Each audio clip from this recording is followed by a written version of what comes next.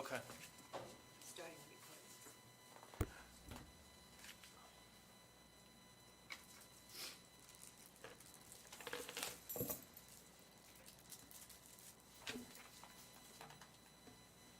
All right, Eileen, when you're ready. Adequate notice of the time and place of this meeting was given under the provisions of the Open Public Meetings Act and was posted and sent to the officially designated newspapers in compliance with the law. Mayor Vitale? Here. Councilman Ramos? Councilwoman Burns? Here. Councilman Benton? Here. Councilwoman Testa? Councilman Gant? Councilman Cortez? Here. Can I get a motion to go into executive session, please? So moved. Second. Whereas Section 8 of the Open Public Meetings Act permits the exclusion of the public from meetings in certain circumstances, and whereas this governing body is of the opinion such circumstances presently exist, now therefore be it resolved by the Mayor and Council of the Borough of Point Pleasant Beach, County of Ocean, State of New Jersey as follows. The public shall be excluded from discussions concerning the hereinafter specified subject matter. General nature of the subject matter discussed is as follows. Legal issues, legal advice on the tree ordinance, Bischoff, PPB, beach easements, and personnel, CFO. It's anticipated that the subject matter discussed may be made public upon its conclusion or final disposition. So to go into closed session, Councilwoman Burns, Yes. Councilman Benton, Yes. Councilman Cortez. Yes. And I guess Mayor Vitale for a Yes. question?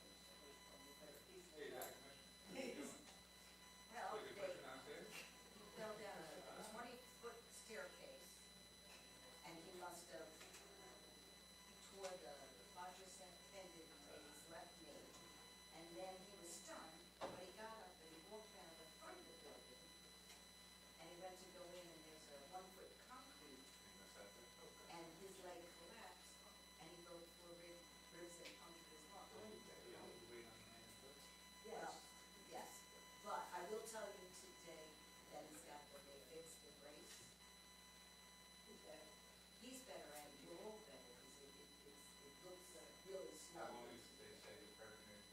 12 weeks. I'll be ready for beach season. So if you have signed it, if you just do that, text me when it's ready and I'll bring the one that I have and get yours, whenever you have. Okay, thank you. Give her one today and I'll put it on. Well, then you want him to use polls for you? Oh, you do the polls, that's what I'm asking. I can just come up there. I don't you don't have to hold it. I Okay. can just come up over. Okay, and then bring an extra I sign. have, some zip ties. I have, Oh, yeah? yes, we're zip tie crew right there.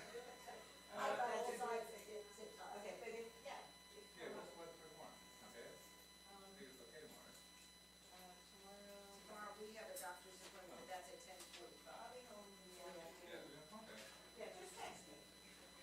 Or call me, just call me and say you're home and, okay. Yeah, but I got to put one in my mom's house and everything else. Oh, okay, You all got right. plastic doors. Okay, thank you. Sean, what you had for dinner tonight? She did too. I did, I'm good. I did the hard taco, filled it, and then wrapped it in the soft taco, so that it does it, it holds everything in it, and he was very impressed with that. He told me, I said, I don't even want to see it, but I said, no, you have to have that.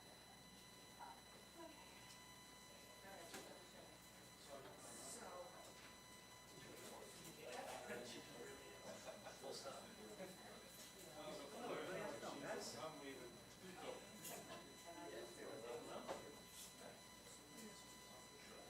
Hey, Alex, how are you? I'm having actually a pretty good week. Oh, well, good for you. Except, did you hear the Saudis on Long Island?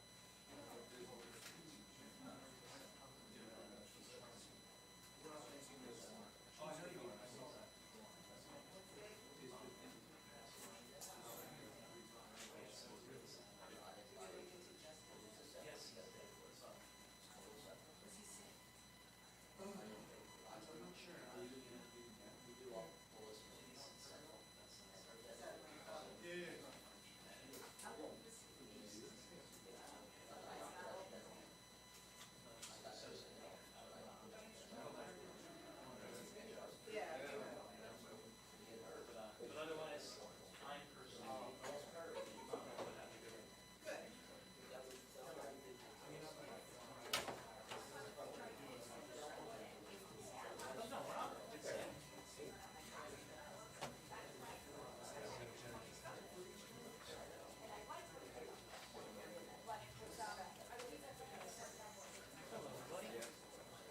Hello. How's it going, guys? Good to see you.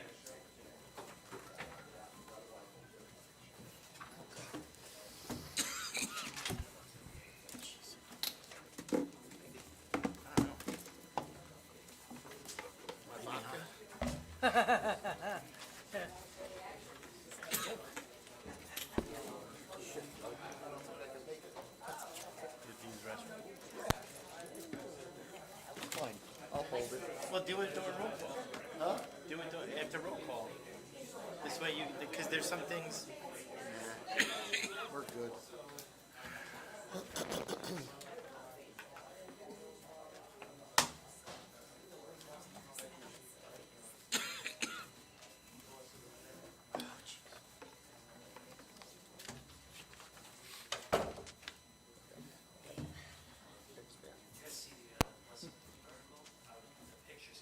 Yeah.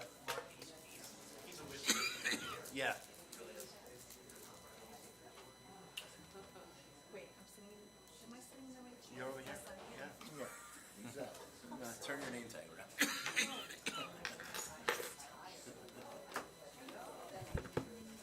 I was, and then the last 2 days. So I was gonna take a Zyrtec. I was gonna take a Zyrtec, but I didn't know if it had a negative effect on making me drowsy. So I didn't want to take it before this, but tomorrow I will. Yeah. Yeah, I think so. Yeah. Eileen, we're ready when you are. Adequate notice of the time and place of this meeting was given under the provisions of the Open Public Meetings Act and was posted and sent to the officially designated newspapers in compliance with the law. Mayor Vitale? Here. Councilman Ramos? Councilwoman Burns? Here. Councilman Benton? Here. Councilwoman Testa? Here. Councilman Gant? Councilman Cortez? Here.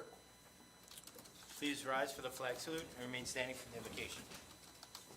I pledge allegiance to the flag of the United States of America and to the republic for which it stands, one nation, under God, indivisible, with liberty and justice for all.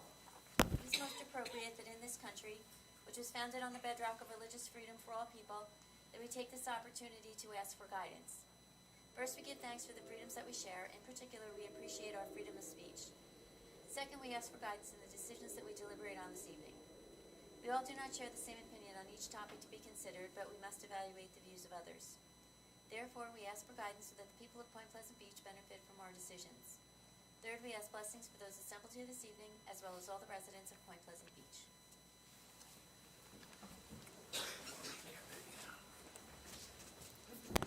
All right, good evening, everybody. Before we start, can I get approval of minutes for the April 15th council meeting? Make that motion? I'll second. Councilwoman Burns? Yes. Councilman Benton? Yes. Councilwoman Testa? Yes. Councilman Cortez? Yes. Okay, can I have an approval of minutes for the April 15th executive session, please? Make that motion? I'll second that. Councilwoman Burns? Yes. Councilman Benton? Yes. Councilwoman Testa? Yes. Councilman Cortez? Yes. Okay, so we have a proclamation. National Safe Boating Week is May 17th to 23rd, so I'll read the proclamation. Whereas the beautiful coastal areas of Point Pleasant Beach represent a popular recreational destination, and whereas residents and visitors of Point Pleasant Beach are drawn to its waters and beaches by the thousands each year for boating and watercraft activities, and whereas the boating environment has dangers that can be effectively managed through boating safety education, vessel watercraft inspection, and always wearing a life jacket, and whereas for reasons of public safety, an annual reminder of the joys and hazards associated with the boating and watercraft activity environment are appropriate at the commencement of the busy summer boating season. And whereas the Borough of Point Pleasant Beach is pleased to recognize the men and women of the New Jersey Coast Guard Auxiliary in their efforts to heighten the awareness of boating and watercraft safety through various public awareness activities. Now therefore be it resolved that I, Mayor Doug Vitale, of the Borough of Point Pleasant Beach, County of Ocean, State of New Jersey, by virtue of the authority vested in me, do hereby proclaim May 17th to the 23rd, 2025, as National Safe Boating Week in the Borough of Point Pleasant Beach, and urge all residents and visitors using our waters to enjoy themselves while taking appropriate measures to protect themselves and their children. And signed, Douglas Vitale and the governing body. Okay, moving on to the council discussion for the proposed Channel Drive acquisition. So I'm just going to go through the update that I posted on social media, just for those who haven't seen it, and then we could talk as a council. So some updates on Channel Drive. So we were notified that we will receive $1 million in funding from Green Acres. We have done our due diligence by authorizing 2 phases of environmental testing on the property, both which came back as having isolated hotspots but no major issues. The cost to remediate was approximately $40,000, which we used to negotiate a reduction off the original selling price. The cost to replace the existing bulkhead is in the area of $600,000. The cost to demolish the current structures are in the area of $30,000. The governing body had preliminary discussions with the county for funding opportunities through the National Lands Program, and we currently have a Schedule C agreement in place for 2025 with the county, which provides for materials and labor at a reduced rate, which will save money on the demolition and clearing costs. The governing body has $600,000 earmarked for the Coast Guard station, which will be reappropriated to Channel Drive. We have options with the sale of the Coast Guard station, and we'll decide on whether it's in the best interest to pay off the existing debt or retain the funds to offset costs for the Channel Drive property. There's also a potential for additional revenue from the commercial fishing fleet currently docked at the property, which can be upwards of $17,000 annually. We are waiting for renderings of the property, and once we get those, we will release them to the public. But our initial idea is to make this a passive recreation, park benches, picnic tables, so people could go and enjoy and watch the commercial fishing and recreational boats going by. We're also looking at, considering a kayak launch with permanent kayak storage on site. So the open space years ago had suggested the purchase of this property. Again, when it came up for sale, we took action on it. And this is done with a few things in mind. Preserving waterfront property, which we have very little of in town. Creating green space that can be enjoyed by our families and future generations to come. And finally, to ensure that there is open land on Channel Drive, as most of the adjacent properties were purchased by a developer with the goal of putting condos up. And then this green space will tie nicely in with the revitalization in the streetscape of Channel Drive. So, again, those are the updates. As more updates come, we will notify the public. The reason why we're not voting on this tonight is because we're waiting on the county to find out if there's additional funding opportunities. So with that, I'll open it up to the council for any comments that they would like to make. If we want to go down the line, we can do that. Sure. I kind of did a little more due diligence on my end, and I looked back at some of the historic record. I looked at some of the other things. You know, it's known there was a referendum back in 2006, I believe, that established the open space fund, and part of that was involved with the excuse me, I'm suffering from bed allergies, and I'm going to clear my throat every 5 seconds. With the working with the Open Space Committee, established that, and one of the things that was prepared, and I have both copies of it that I read through. There was a Point Pleasant Beach Open Space and Recreation Plan that was put together originally in 2006, and was revised again in 2017. And when I read through it and I looked at it, I looked at the goals and objectives of this, and one was to promote public access, including visual access to open space areas, including beaches, waterways, and lakes. Potential for property acquisitions, identify grants and funding. Three things that popped out at me were to improve existing recreational facilities at municipal parks, inlet fishing areas, the boardwalk, and other public properties, to develop additional active and passive recreation opportunities through the borough, and to improve public viewing, access of natural waterways and lakes. When I looked at the action plans that were put together, the number one action plan, action item number one, was beach access.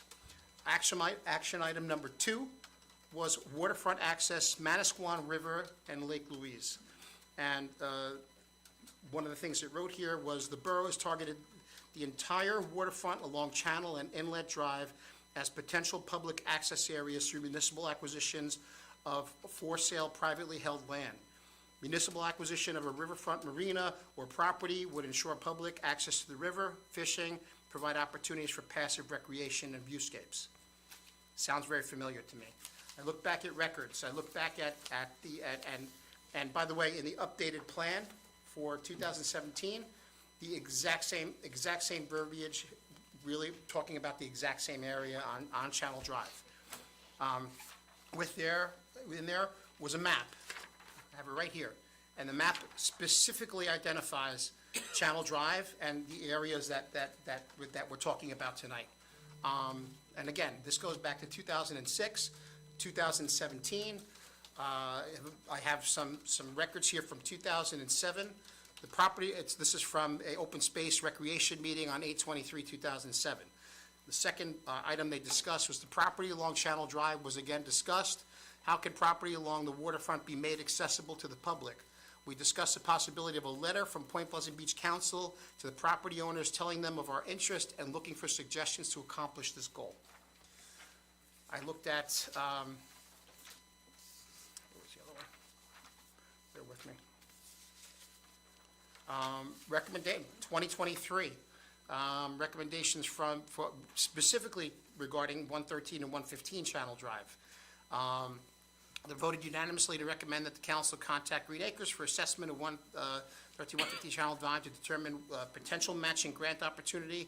They refer to it as a once-in-a-lifetime opportunity, truly once-in-a-lifetime opportunity for the borough to gain water access for the public along the Manasquan River.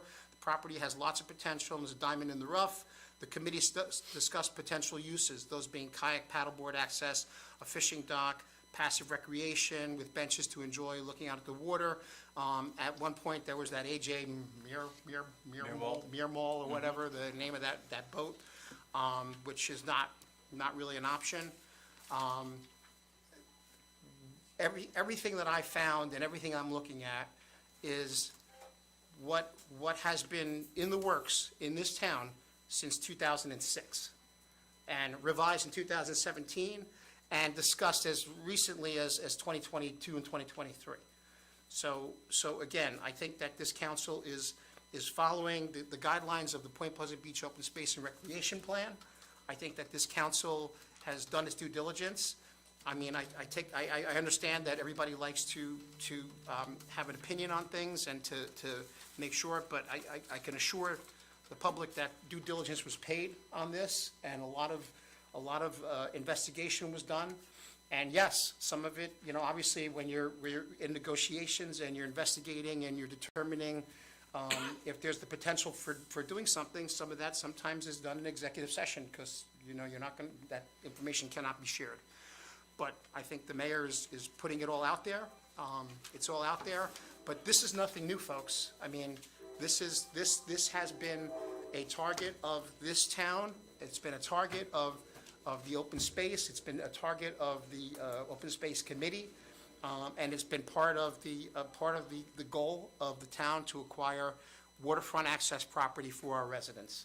And again, I think that in trying to be transparent and trying to be open and honest with everyone, we sent out that postcard. Okay, people didn't like the fact that it was a mailing, but it was a way to try to gauge and get information out there.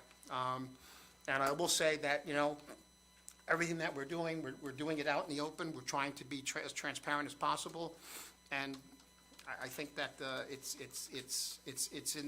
we are looking at things logically. We're looking at things, we are spending the time to make sure that we're doing our due diligence, to make sure that we're not getting engaged in something that's going to be a problem for us in the future. I reached out to Ray Savicol, our engineer, and discussed the CAFRA stuff, and he didn't have any real major concerns. Obviously, that's stuff that has to be addressed, but in the same respect, he didn't see anything that was going to prolong any type of, or anything that they're going to hold off on anything being allowed to be done. So that's my 2 cents on it. That's where I wanted to point out those things, that everything we're talking about now is not something new. It's not something that we haven't. This open space fund was created for a reason. I asked Chris today, for 2025, we're going to take in about $209,000 in, right? Was that the number? For, in open space. And our current balance in open space is $725,426. So the whole goal of that open space fund is just that, to find open space, to find areas where we can have access for our residents, and that, waterfront access is the big one. And, a lot of the waterfront access areas on Channel Drive do not allow for waterfront access. That's why we didn't look at them. So that's my 2 cents on it. I wanted to make sure that got on the record. I wanted to make sure that was stated publicly, and that's all I have to say. Thanks, Thank Mike. you. Yeah, and thanks for the historical Well, knowledge. Yeah. That was a mouthful, Mike. Thank you. Sorry. I have little to say because my feelings have changed on it, really. I think there's still, I voted no last week. I thought there was a lot of unanswered questions. Just to touch back on what you just said for a minute, our open space monies, are they going to be applied to this purchase too? So the down payment is gonna come from the Open Space Trust Fund, and then the bonds or notes will be general obligation. Okay. And then, so, I was interested in it originally because for, some access to the water, which has not really been, identified as something that we could really definitely do, you know? And then as far as like sitting there and having water views and stuff, we're talking about having some monies coming in from these big boats, so we certainly are encouraging them to stay there. But when the big boats are there, that's gonna eliminate any water access for us. And They're on the side though, so we would have You water access. so the bulkhead is gonna be substantially more expensive to repair. So, you know, I mean, I'm hoping that this goes to a referendum for me, so that's where I feel about it. I think that there might be further contaminants on it. I mean, there's been a lot of people reaching out to us too, you know, and so I think that the wishes, I mean, we only want to sit here and rule on generally what your wishes are, you know, and I think overwhelmingly it is, not to acquire this property. So that's how I feel about it. That's all I have. Dave, anything? Yeah, I mean, I feel the opposite. I feel that this town already had a referendum on this issue, and the town voted and passed this, and this is what they want. I feel like we're acting in a manner consistent with what they asked us to do. I don't think it should go back to another referendum. I think that, you know, like I just said, it's been there, we've done that. They've come up with a plan, and we're following the plan. And I've gotten more people, I've only had maybe 2 people call me and tell me why they're against it, and I've had more people tell me that they're for it than they're against it, overwhelmingly. So I'm still in favor for it unless something changes. I haven't gotten one of those calls, and I wish I had. I haven't, you know, I dance with all my seniors every Tuesday and Thursday. Sure. I'm not hearing that. You know, Everybody's concerned about the costs. of Their course, you know, it costs, seems to be like the older taxes. population in town is against it, and then the middle age and younger population is for it, and I get that. Right. And I understand, you know, taxes going up, and, you know, they don't want that to happen, but, you know, I don't see that as a negative here. I think this is a positive for the town. Thank you. Anything? Well, so obviously, in the last couple of meetings, I have, expressed that I think it's good for the town to purchase, property when they have the opportunity. I was on the open space committee, when they proposed it. And, you know, I too have, you know, done some research and actually have gone down to the area and, have looked and listened to what everybody has said, reasons why maybe we shouldn't purchase it. I'm really torn on this issue now, I have to be honest with you.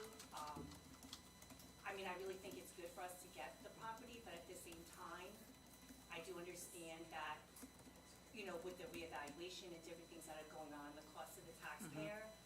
And really, at the end of the day, my obligation is to the residents of this town and, you know, how it's going to affect them. So I'm really torn on this issue.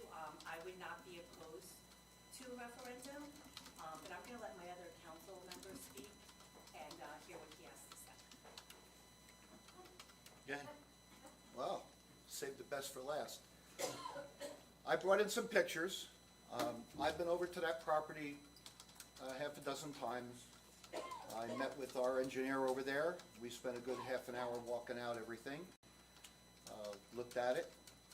I don't think, in my opinion, that this is a good expense of money and bonding, even with the grant. Like Councilman Ramos said, it's gonna be waterfront property for the residents. If we get a Green Acres grant, it's open to everybody, not just residents. When I was sitting out there in the audience, you know, and up here last year, we gotta buy this quick so we don't, you know, the developer doesn't come in and harm the fishing fleet.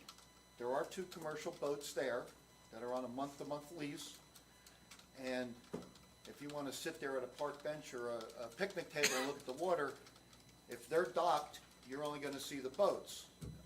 You know, when they're out to sea, fine. But if we choose to wanna have a perpetual view of the water, we're gonna displace 2 commercial fishing boats, and then that's kind of hypocritical of what we're doing. Channel Drive is marine commercial. If anybody wants to build condos or townhouses, they have to go to the planning board. And our planning board has experienced, long-term people on there that would make the right decision. I brought in the pictures just so everybody can take a look at them. You can pass it around. The mayor put something out on Facebook, numbers. In closed session, we had talks about this, and the term "you want to move forward," my interpretation of that was to get those numbers, not the day before the meeting in April of just, $40,000, for soil testing, and then on Facebook. We had enough time to get that. So, I took the liberty of drawing a scale model of the property. Let me pull my little cleaner out. I'm having fun. Now, we're talking about a kayak launch or a boat ramp. That was the talk going here. Let's start. It says 249 feet. If you've ever gone down there, you look at the property. It's actually only 215 feet to the bulkhead. The rest of it is in water. The boats, when they dock, and I actually met the owner of the two boats. He would love to keep the boats there. He would love to stay docked. One is docked in the slip. One is docked where the existing boat ramp is. The slip where if we want to keep a boat ramp, you have to move over. It needs to be dredged. Pictures are there. Needs pilings replaced. I marked this out. I'll hand this out. You can put it out there. In red, bulkhead that needs to be replaced, retaining wall. Let's take this. Let's see. We want to have a boat ramp. It's 30 feet wide. The owner of the boat, they offload at the co-op. He said, though, I would like to have access to get a truck back to put supplies on the boat to do minor repairs. We have a 12-foot curb cut on the west side, so let's just, for grins and giggles, a 12-foot wide driveway back access for him. 30 feet, 12 feet, that only leaves 58 feet of property. We're going to have a boat ramp. Channel Drive's 40 feet wide. We got parking spots in front. I went to 3 other boat ramps, one at the end of Bay Avenue in the borough, Curtis Avenue in the borough, Manasquan, just to kind of do measurements. I took my measuring wheel, turning radius. Can we all safely assume that a vehicle towing a boat trailer overall might be about 40 feet long? 36 to 40 feet long? Well, I wouldn't want that on Channel Drive, right next to the patio bar in the summer. And if anybody has ever gone to the patio bar on a bike, you know the bike racks are overloaded and it's just packed. It wouldn't be safe for a guy jockeying around to try and back into a boat ramp. The safest way would be to put a 20-foot wide circle. He would pull around and be able to back straight in. That takes up the first 50 feet of the property. So now you're 58 by 165. That's not a lot of land for $2.9 million to put picnic tables and park benches on. A standard boat ramp is about 18 feet wide. Borough engineer, I met him out there. We, like I said, walked it out. So now if you want to add 12 feet, that's great. 70 feet by 165. You got to bring in 600 cubic feet of fill dirt, about $15,000, not much. The mayor was right, it's only about $30,000 to demo this. Over here, in one of my pictures, you can see an old deck that has to come out, and probably 200 cubic feet of, fill dirt has to go in. I just don't think this is a wise expenditure, even with Green Acres money and a bond. Personally, and we've tried this, our administrator will remember many years ago, the duplex at 419 Trenton Avenue, right by the railroad tracks, just north of the tennis courts. I feel we should try to purchase that. It's on Zillow at $707,000. We already own the property at 417. If we were to be able to buy that, that would be 100 feet by 125. You end Trenton Avenue there, add that 50 feet. That's 100 feet by 175, 17,500 square feet that would tie Pleasure Park into the Little League field, and I think that would be more useful to more of the residents than this, because I can tell you, I'm probably never going down here if this is a park. So, with that said, I'm gonna make a motion to put this on a referendum in November, and I'd like it to say, do you want the borough of Point Pleasant Beach to bond for $2.9 million and purchase property, block 171, lot 7 and 8, also known as 113 and 115 Channel Drive? I make that motion. But before we do that, can I make a comment, though? And I appreciate your artwork and the time and effort it took into putting that together, but it's all moot, because we never talked about putting a boat ramp there. We talked about a kayak launch. Councilman Gant, that was one of the first things he said, Well, we're gonna put a boat right, ramp in. but in every information I put out, it was only about a kayak launch. Oh, So so- a kayak launch, we don't need all that space or fill or anything else that you mentioned. We could easily launch kayaks from several areas So- on that property. So wait, your information is accurate, but a fellow No, councilman's no, no. isn't? Hey, he may have the idea. I already spoke to Ray Savico and talked to him initially when we looked at the property. That was my initial thought, was doing a boat ramp. And Ray Savico said it's probably impossible to do that because of the turning radius and the parking and all that stuff. So Okay. I abandoned that idea early on, and we talked about the kayak launch, which to me is very Oh, simple. Okay, so I'm just hearing about this now. I don't even remember. Andy, I hearing talked about it every other meeting I've talked about it. About no boat ramp? I never ever once said a boat ramp. Come on, I- Doug, Doug, we didn't get the numbers. Look, you want me to bring it up again? There was emails back and forth because you replied to all. What was it? April 27th, this is only the soil test report. T&M had it, sent it to our attorney, it went all back and forth. Oh yeah, I'll get it to you that Friday. Oops, I forgot, I'm sorry, I'll give it to you Monday. Monday was April 1st, whatever, it was right before the meeting, and we waited, you didn't give it to us until the following meeting. So that was one of the big reasons why I voted no at the last meeting, because why cloak and dagger? If it's supposed to be so transparent, we all are, it's supposed to be. So, again, It's not- I it's not cloak and made dagger. I made the motion. Okay. I don't know if there'll be a second. Is it time to, can I second his motion now? Yes, so then I'm going to second that, Andy. Councilman Ramos. No. Councilwoman Burns. Yes. Councilman Benton. No? Councilwoman Testa. I'm gonna say yes. Councilman Cortez. Yes. So that's 3 yeses, 2 nos. That motion. Motion passes. I would just note that there is statutory authority for the governing body to adopt non-binding referenda, which I presume is what the intent is here.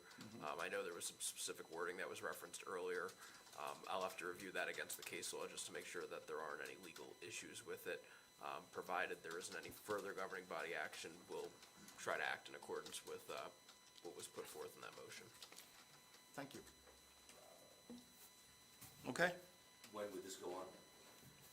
Under the non-binding referendum provision in Title 19, the November ballot, you have to put a non-binding question on within that time frame, and we'll 88 look to- days. Yeah, you're within time right now in May. I also have a question in regards to the ordinance for, Green Acres. The money, Question about the Green Acres, maybe one what did GG. it say? I think. The money that. The resolution. Resolution Right. for the Green Acres. Yeah, one GG. If we were to approve that, how long is that money good for? Is it good for a year? If you don't use the money, do you have to give it back? Are you penalized for not using the money with the Green Acres? How does that work? So you would apply every year for a supplemental funding round. Yeah, 1 GG, Christine, the same thing. Is that specifically for Channel Drive, the Green Acres, the 1 million? Or is that just, No, you asked me that Yeah, before, I and I know. told you I that it just- was just Channel Drive. Right. I just wanted it on the record. Since we're mentioning that resolution, there is a language in that resolution that makes the acceptance of the Green Acres funds contingent upon the governing body proceeding with the acquisition of the property, which remains open for public hearing, and I believe it's listed on the agenda for a continuance to the following meeting. if there is the non-binding referenda, if the governing body moves in that direction, similar to this being conditioned upon it, it would remain conditioned upon the seller being willing to sell at the appropriate time, Right. whatever that would be. So just so I'm clear, are we not gonna vote then at the next meeting on this, or we are? I guess it's up to the governing body's discretion. I don't see this most recent motion as in any way legally blocking the ordinance that's Right. up from being adopted. It would kind of be logically inconsistent with it, but, we'll see what the council's action is on that. Okay. Okay. I mean, I think it'd be fair if all of the governing body members are present, so they could vote, so, okay. All right, let's move on to committee reports. Council President Ramos. Thank you, Mayor. I'll start with our chief's report. On Saturday, May 3rd, we held our yearly summer orientation meeting with all seasonal personnel, which counts for approximately 60 to 70 employees. They were welcome to the force and instructed on how to keep this the family-friendly town that we have grown to love. A special thank you is owed to Captain Daniel, Lieutenant Nace, Lieutenant Drew, who have worked extremely hard in preparing these new employees for their new roles as law enforcement officers for Point Pleasant Beach. This is the final meeting after several weeks of in-service training they receive during and after they graduate from the SLEO 1 and SLEO 2 academies. We will see all that have signed up for the Point Beach Bike Bash this Saturday, May 10th, from 12 to 3 in the Silver Lake parking lot. We will have bike safety information, bike skills course, bike repair, BMX demonstration, food, ice cream prizes, and more. The Mayor's Wellness Campaign, First Aid, Fire Departments, and the dive team will also be at the event. The rain date is May 11th from 12 to 3 p.m. Great event for the kids, a lot of fun, so recommend it highly. For the Board of Education, Sidney Zielinski and Dennis Giampetro were recognized at the Shore Conference Jack Levy Sportsmanship Awards. Sydney and her fellow classmate Richard Pornsky have accepted appointments to the U.S. Coast Guard Academy next year. This week is Teacher Support Staff Recognition Week. We congratulate them. Next week is Special Education Appreciation Week. Later this month, the Board of Ed has several special events. One, the Board of Ed will recognize a high school student through the Ocean County Prosecutors Unsung Hero Awards. The second is the Board of Ed will celebrate the high school valedictorian and salutatorium at the Ocean County Superintendent's Roundtable Student Recognition Breakfast. And the third thing is the District's Educators of the Year will be celebrated at the Ocean County Association of School Administrators. For the Fire Department, Chief Pizzola, the department members responded to the Ocean Township Waretown with the New Jersey Forest Fire Structural Protection Task Force. They were assigned to protect multiple structures while the forest fire grew and raged throughout the wooded areas. We were out of town for 12 hours. Significant fire, so, very proud of our team here was a part of putting their lives at risk fighting that fire. Provided mutual aid coverage in Brick Township while the town was on a second alarm fire. Fire department members have recertified BLS and CPR. Thank you to Point Beach EMS for the training. Response to fire and carbon monoxide alarms in town. The fire department and EMS scheduling for annual jetty rescue drill. Fire department members have completed mandatory yearly SCBA and bailout training. This is a requirement for all interior firefighters. Point Beach and Point Borough both trained at Middlesex County Fire Academy this past Saturday. We trained in a taxpayer-style structure under live fire conditions, and outside training done by members to keep up to date with ever-changing and growing state certification mandates. Lastly, for the Environmental Commission Green Team, Green Team is actively working on the Sustainable New Jersey action items identified for points this cycle. Our next submission deadline is May 16th, and we are in a very strong position to meet the continuing level of silver certification. Last week, the Pleasure Park bench project was completed. 7 benches were cleaned, primed, painted, and restored with new environmentally friendly lumber.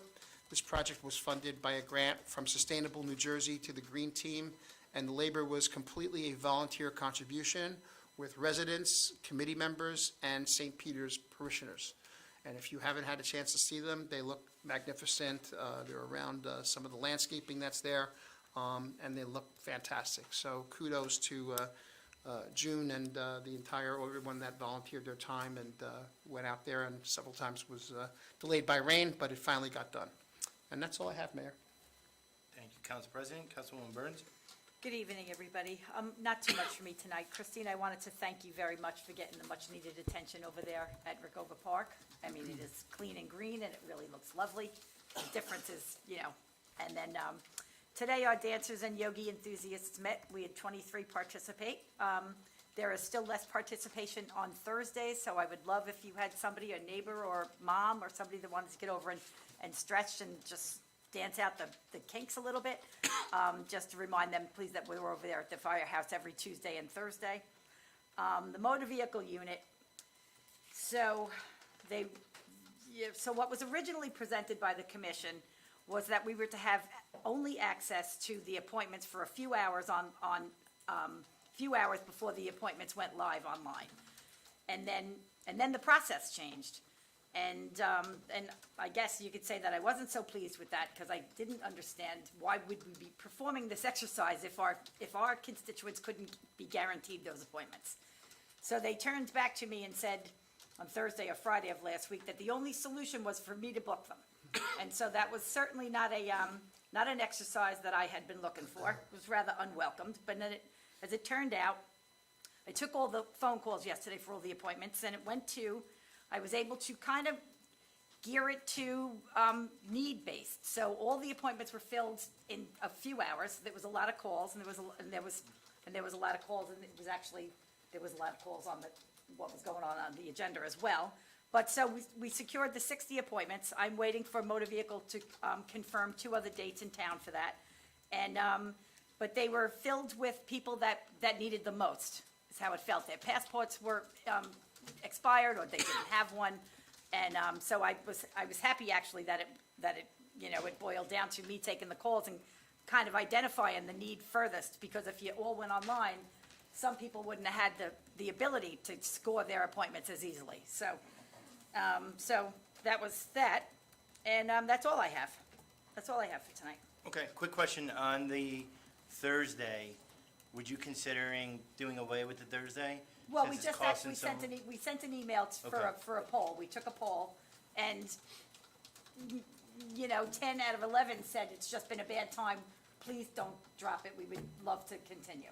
Okay, My because it husband seems and I like the see you. Thursday's been, as you said, less participation. So Less I know we're paying money participation. for Yes, instructors and the firehouse. absolutely. So just something to consider. Oh, that yeah, if no, we we don't- just, 2 nights ago, we sent out an email just saying that, you all wanted it, now where are you all? Okay. And so they said, please keep it, it's just for whatever reason. So there were 10 or 11 responses yesterday, and there were about 150 emails that went out. So sometimes the response is poor, but the ones that responded said, please give it a little more time. All right, I would So- ask if in a few weeks, if we don't see that Sure, participation. absolutely. Because again, it's costing some money. Agreed. Okay. Councilman Benton. Thank you. The water department has finished flushing hydrants, and now will be focused on preventative sewer cleaning through Memorial Day.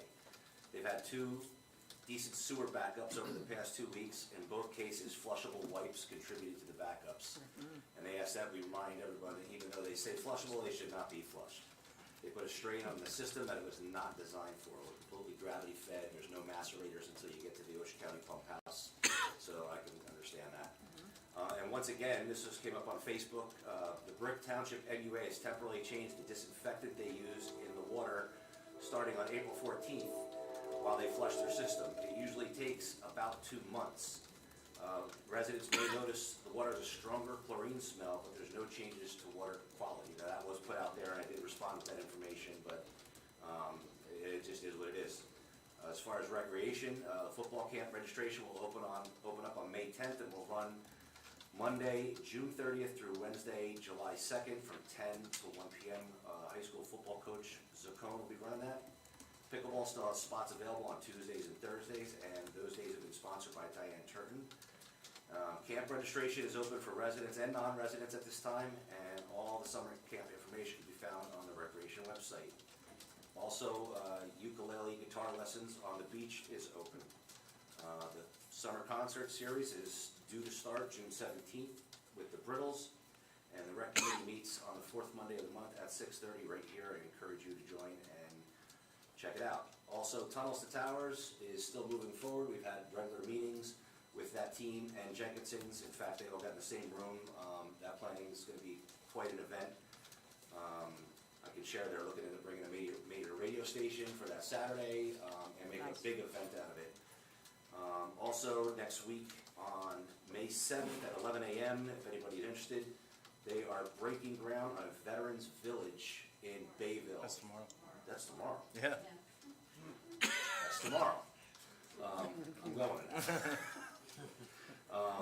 And hopefully, any money we raise at the Tunnels to Towers event with the 9/11 Memorial can directly support that Veterans Village. And that's tomorrow. Thank you. Thank you. Thank you. When you're retired, every day is. Councilwoman Testa. What's a weekend? Hello, everyone. I will start off with my inspection licensing and building code committee report. As to date, for our activity for uniform code permits issued, we have 158. Last year, we had 862. Updates processed, today we have 36. Last year, we had 42. Certificates issued, 142. Last year, we had 862.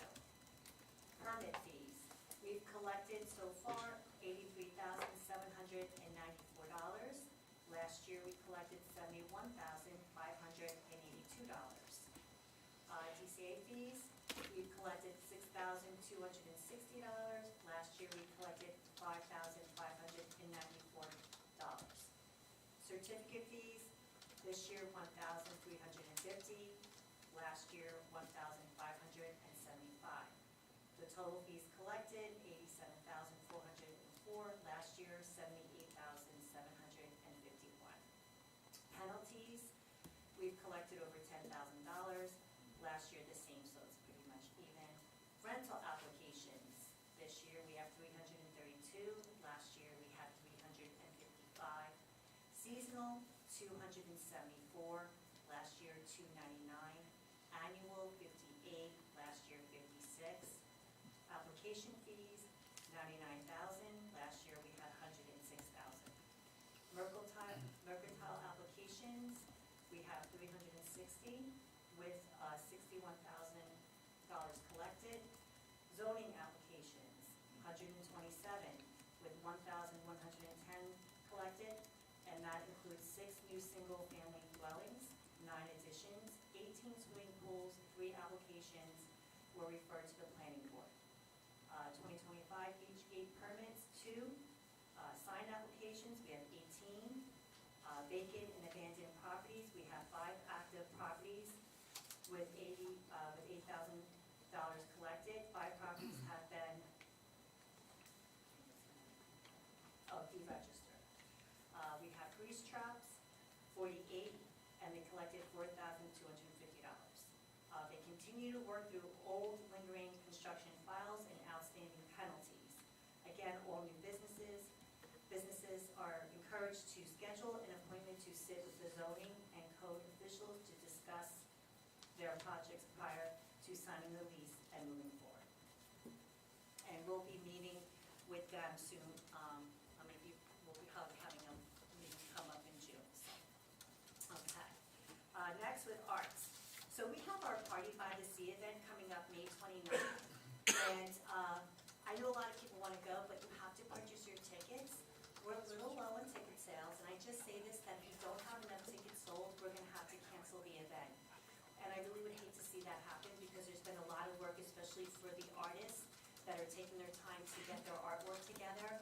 And if we don't have enough people participating, it's unfair to the artists. So if you haven't purchased your ticket yet, please purchase your ticket and share it with everybody on your Facebook page or Instagram, and just tell people, please buy your tickets.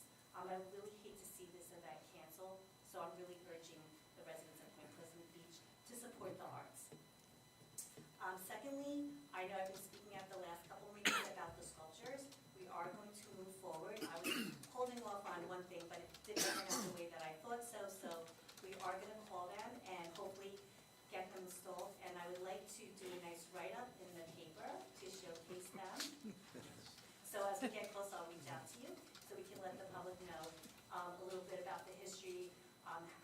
them about and where we're gonna put them and, the ones that we're gonna pay. And hopefully next year, when people see that businesses and other people might wanna make a donation, and we can add some more to our beautiful downtown and beach area. Beautification, I just want to say thank you to all our volunteers. I'm sure you saw their Facebook post. They were out there cleaning those big planters, getting all the old plants out, getting prepared. They ordered all the flowers. We have some new flowers coming this summer, so look forward. It's going to be really pretty, different than what they had last year. They like to change it up a little bit. Also, they were working hard on their gardens, especially down by Ocean, where they did a lot of meeting. Feel free, you don't have to be on the beautification committee, volunteer a couple hands. Many hands make the work light, as they say. So if you ever want to come out and get dirty, we would love to have you help us, beautification, get those gardens ready. And let's see, also they're making some flowers in the new park where the benches are, just like some hostas and some things to make that pretty over there. So really huge thank you to all our volunteers. They do a wonderful job. And I'm not going to be at the May 10th event. I'm sad not to be there because my son's graduating college. So that went so fast. I'll be in Tampa. And I just want to say, Leslie, thank you to our wonderful fire department for going out there. I mean, that was massive. Everybody coming together and just, helping each other. And I was, really moved by that. So thank you for all our volunteers, EMS, firefighters, police. Really, you guys, and we're putting it out there every day. So I really appreciate it. So thank you from the bottom of my heart. And that's all I have. Thank you. Thank you. Councilman Cortez. Thank you, Mayor. Yeah, I want to say that thank you to our fire department and all the other fire departments. I have a daughter that lives down in Forked River, and she was on the edge of her seat waiting if they had to evacuate her. Luckily, she didn't. They were without power for about 18 hours, but thank God they did not have to evacuate, and, great job to our fire department. Before I give my committee report, I have thick skin, but I got to address this, and it's rumors. My name was mentioned with a few other names in a rumor that myself and these other people, I'm not going to name them, had clandestine out-of-town meetings, and we're conspiring to bring Mr. Kevin Reardon back as the borough attorney. Look, in 2020 and 2021, my last 2 years on council, I voted no to reappoint Mr. Reardon. I have no desire to bring him back. Mr. Collins is doing an excellent job. So, all I can say is, believe nothing you hear and half of what you see, unless it comes straight from the person's mouth.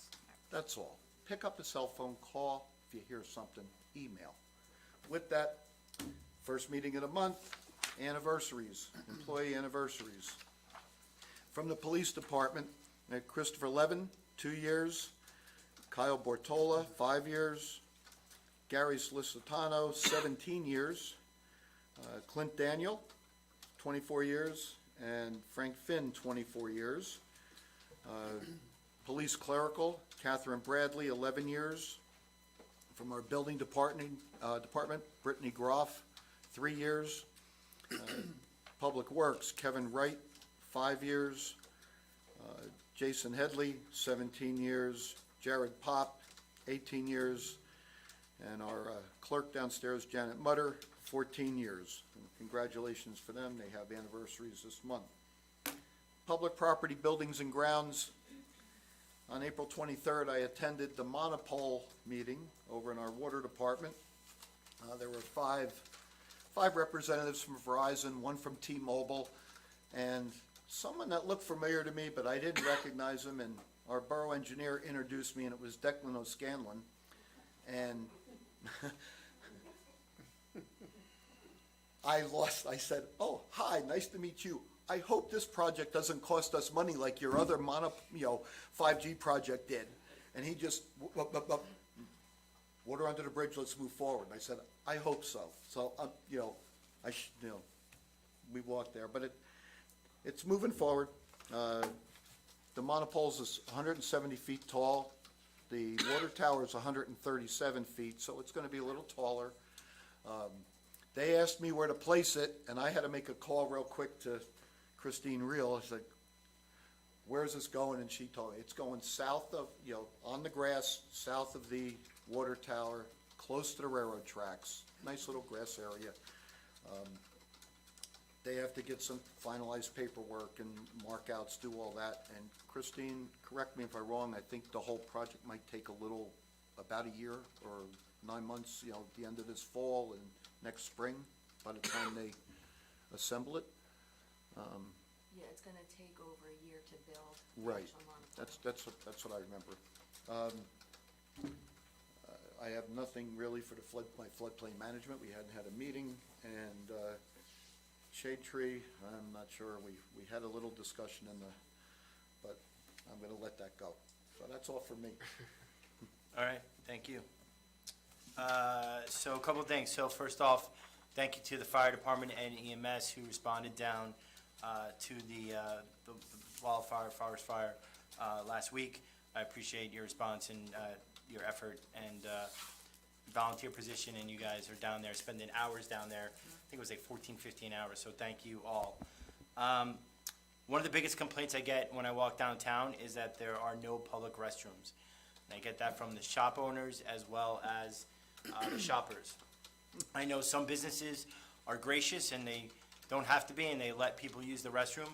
But I think it's a void that we need to fill, so I'm currently looking for solutions to that. Christine and I met with the parking authority, and they graciously allowed us to put a restroom in the Borden's lot.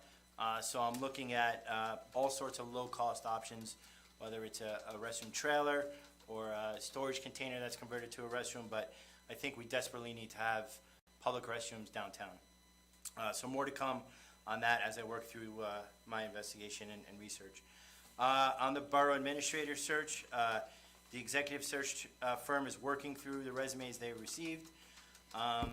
There's an agenda item. We have a special meeting on May 15th where the top candidates will be interviewed by the governing body, Christine, and a member from the executive search firm. I'm working. Mayor, I'll just mention that's in closed session. In closed session, right, sorry.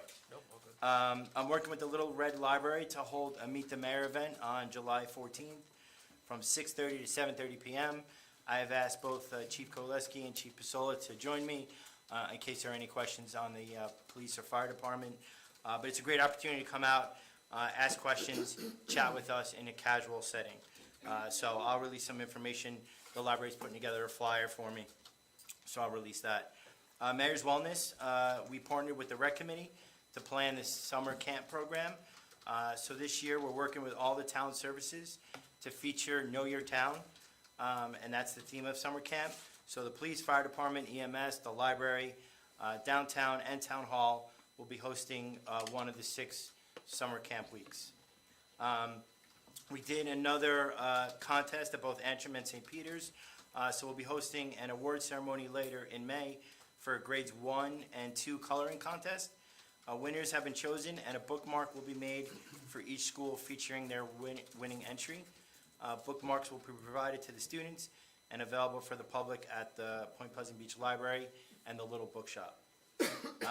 Next week, we're hosting an employee appreciation luncheon where we will roll out NJ Well, a free employee incentive health and wellness program. And we're very honored to have Chef Meg from Mugsy's, who's the CHOP winner, who will be providing the food, but also coming in and talking a little bit about her experience there. We're finalizing plans for a June event featuring Jerome Trona of Joe Leone's and myself, where we're going to share our personal journeys and medical challenges. June is Men's Health Month, so I already did a talk about my heart condition, and I got a lot of great feedback. It was heavily attended, so we're going to do it at night, probably at a firehouse somewhere, and we're looking to have some food and beverages as well. And a couple other things. Oh, the Animal Welfare Committee has their annual fundraiser this Saturday, May 10th, from 6 to 9 p.m. at Boatyard.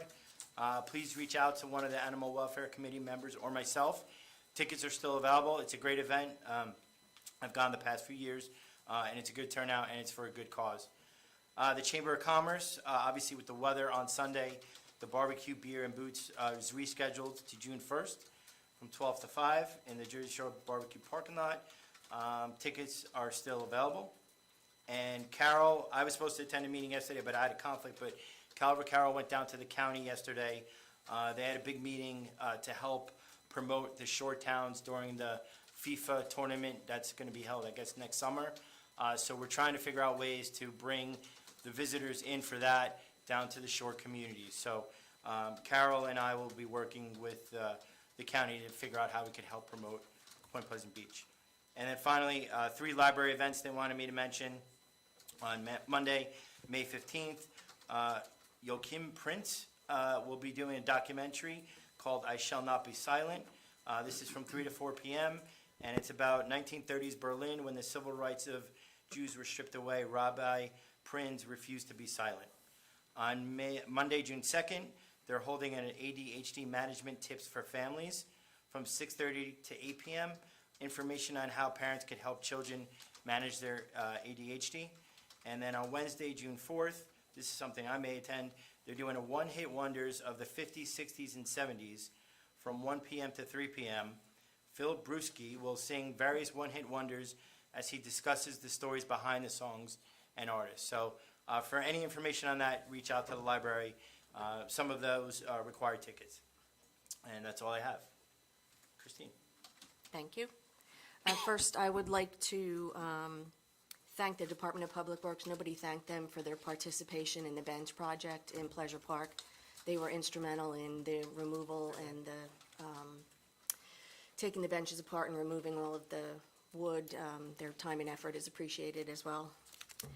Secondly, there's been some discussion about the Little League fields being underwater as of late. I do have the borough engineer going out this week to take a look and see if we can address any drainage issues that might be necessary. And lastly, I plan to have the order of the 2 fountains for Lake of the Lilies on the next council meeting for approval. Thank you. Good, thank you. Eileen?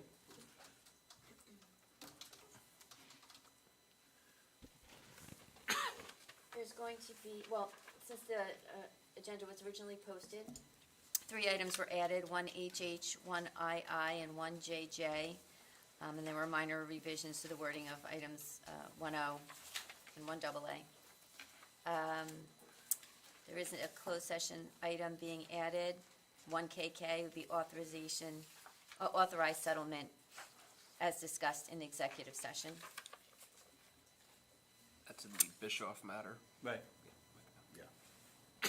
And then, I don't know if, I Do you want put, me to address that? sure, I put an amended ordinance 15 on the table. Certainly, yeah. I guess since 15 is on first reading, and it could be the subject of some questions here during the first public comment period, as the clerk was mentioning, there's a revised copy on the table, and a resident flagged that there could be a perceived inconsistency between the regulations on e-bikes and traditional bicycles. So this clarifies that e-bikes are prohibited from sidewalks anywhere, not just enumerated certain blocks, which is the same treatment, generally speaking, for bicycles east of Ocean within certain time periods.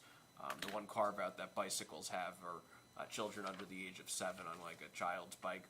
We didn't think any similar carve-out was needed for the e-bikes because obviously those are motorized. So that revised ordinance is up and would be considered for introduction tonight. Okay. Eileen, anything else? That's it.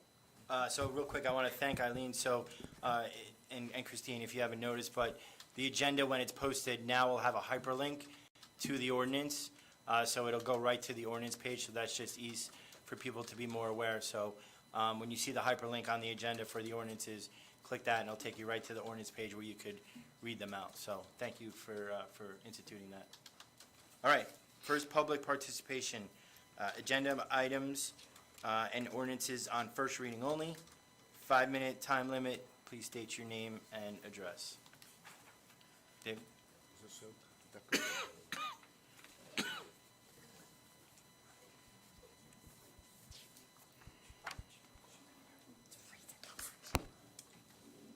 Good evening, Dave Cavanero, Councilman Cortez, Councilwoman Testa, Councilman Burns, thank you.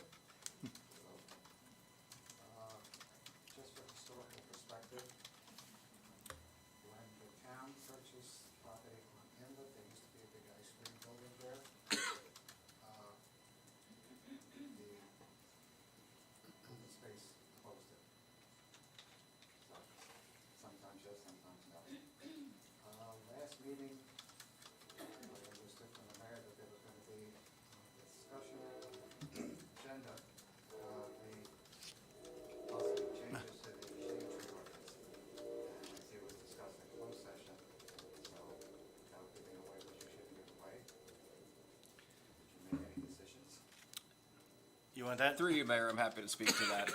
The governing body's in receipt of comments from yourself, sir, as well as the Shade Tree Commission. We had conducted a legal review of those comments, but then we received further comments from the Shade Tree Commission as recently as this past weekend.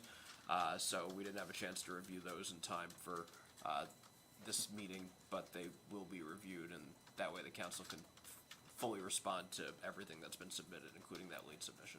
My question is, will there be an open discussion here before it becomes ordinance?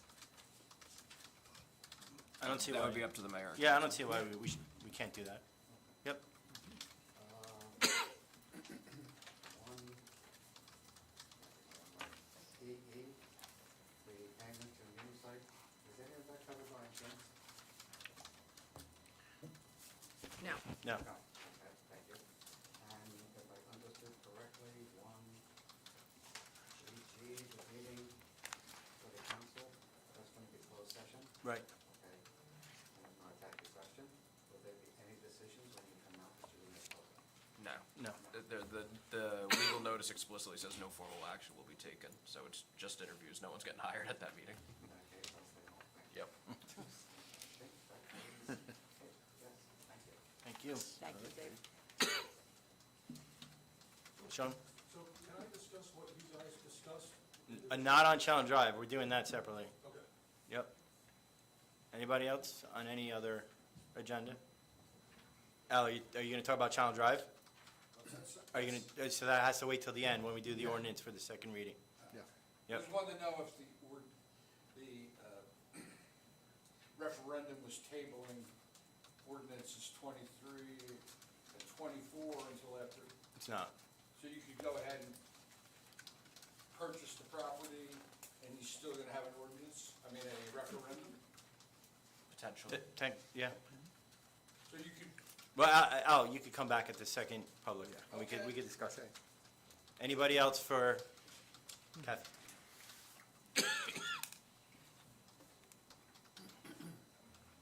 Hi, Kathy Skorka, 509 Kramer Avenue in Point Beach. Couple things, first of all, on the bicycle, the first one, talks about that they're going to have to follow all the laws. So does that mean they shouldn't be riding 35 miles an hour down a one-way street going the wrong way? Yeah, essentially, yeah. That's, Will there be police or help? yeah. Yeah, we've been conducting a lot of bicycle stops, so that's one of the I mean, things. I'm on Kramer, and they go down the street, they go down the sidewalks, and they're going the wrong way. Yeah, it's one of the Anyway, things we will okay, address. and I was also happy to see about the sidewalk, that they're not only on the sidewalks anymore. Anyway, thank you. Thank you. Who else? Seeing none. Can I have a motion to close first public participation? I make a motion. Second? All in favor? And can I get a motion to adopt consent resolution 1, 2, and do we do 3 as well, the budget? Or is that separate? But that has to have a hearing. It has, okay. Yes. I'll make the motion. I'll second. Councilman Ramos? Yes. Councilwoman Burns? Councilman Benton? Yes. Councilwoman Testa? Yes. Councilman Cortez? Yes.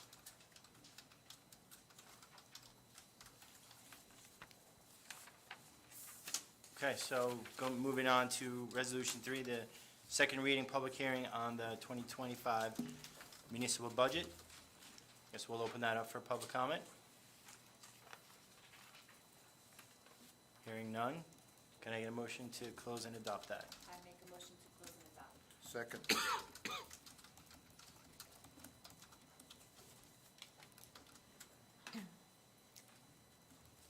Councilman Ramos? Yes. Councilwoman Burns? Yes. Councilman Benton? Yes. Councilwoman Testa? Yes. Councilman Cortez? Yes. Okay, so the budget has been adopted. Then there's the second reading, public hearing of ordinance 2025-13.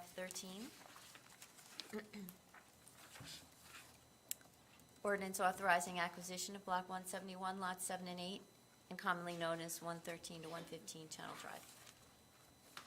So we'll open that up to public participation. Sean?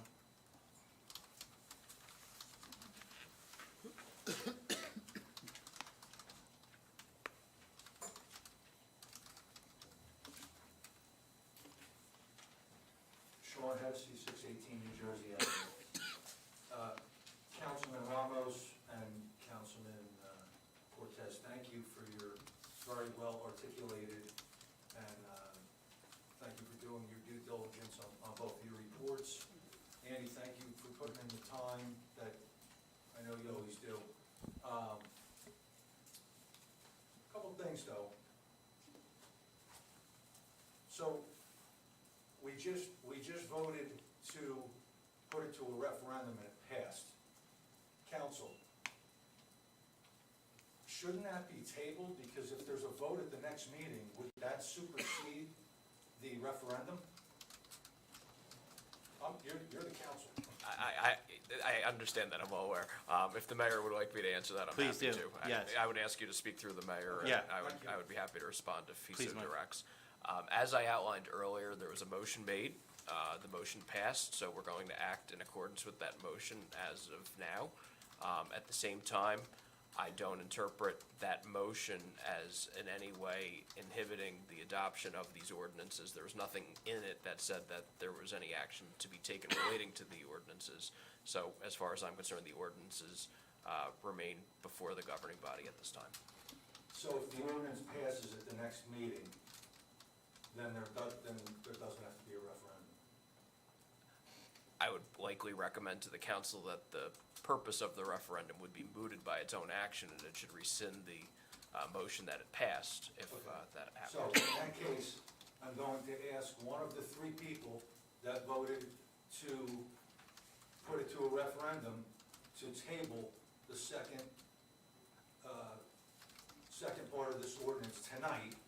And I know Councilman, or Mayor Vitale was right on top of that, because Mr. Gant is missing, and that's not how we run government. We don't push things back because somebody's not here. It needs to be tabled tonight so that the people of Point Pleasant Beach can speak in the referendum, okay?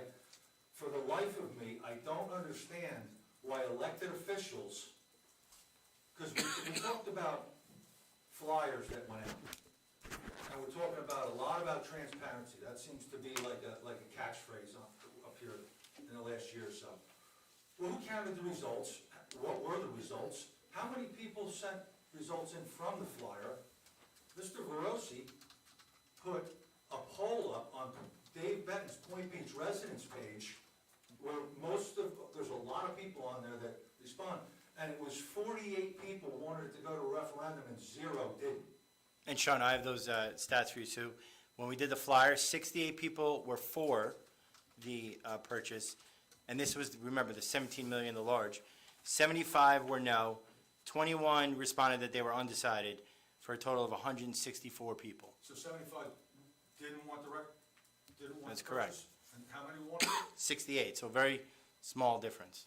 Okay, but it's, as John Merkin said to me, when the school budget didn't pass by 6 votes, 6 votes a mandate doesn't make, what he was trying to say was that that's a vote not to purchase it. And then I don't know how many of those people were the 48 that voted to put it to a referendum to the 0 that didn't, but it's resounding, and it sounds to me like the public wants to vote on this purchase.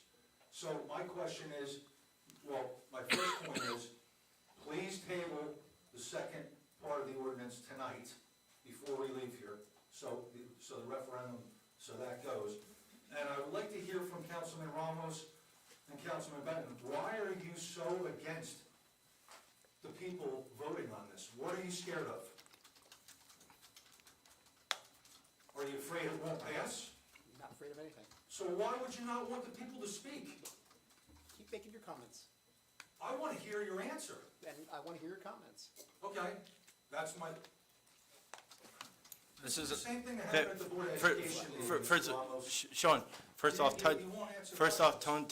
tone it down a little bit, Okay, please. well, it's And second of all, complicated. they are not obligated yeah, to answer your this questions. is not a deposition. It's not a back and You can make forth. your comments to the mayor. Right. If any of the council members want to get the floor from the mayor and respond, they I'm not have the. saying, for the life of me, I can't understand why two council members and a mayor would not want to hear from the public.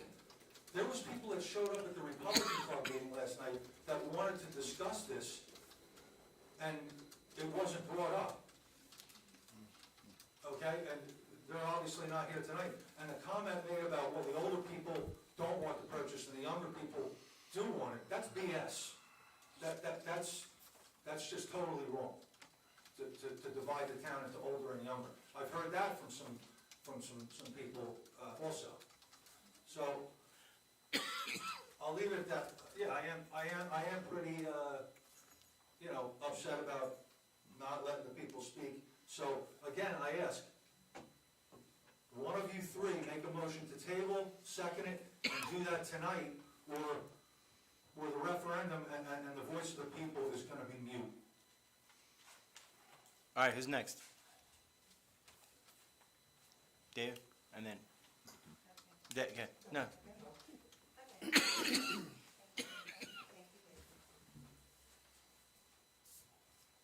Mary Jane Riley, 9 Beachcomber Lane. Mike, I want to thank you for the historical perspective about open space. I remember when that came up for a vote, whether we should have an open space fund, et cetera, et cetera. But, I don't know, why is tonight the first that we're hearing about this?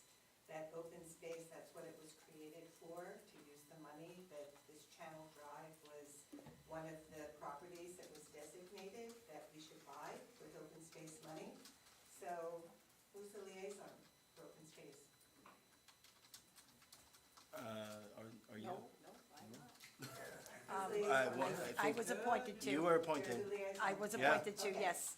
So is this being discussed at open space meetings? Well, there was only one meeting, and myself and the chairman had a little heated interaction prior to, and I didn't attend until I was spoken to in the right fashion. Okay, sorry. So are they talking about this at open space meetings? Does anybody know? You're not going to the meetings? There was only one. There was only the one? There was Okay. only been the one. So I wonder if the open They- space, who's on the open space committee? Are they still in favor of us purchasing this piece of land? They are. They presented to the council last year on this, to purchase this piece of. When we were thinking about all three? It was all of them, Right. right. Okay. Yep, so they're still in favor, yep. Okay.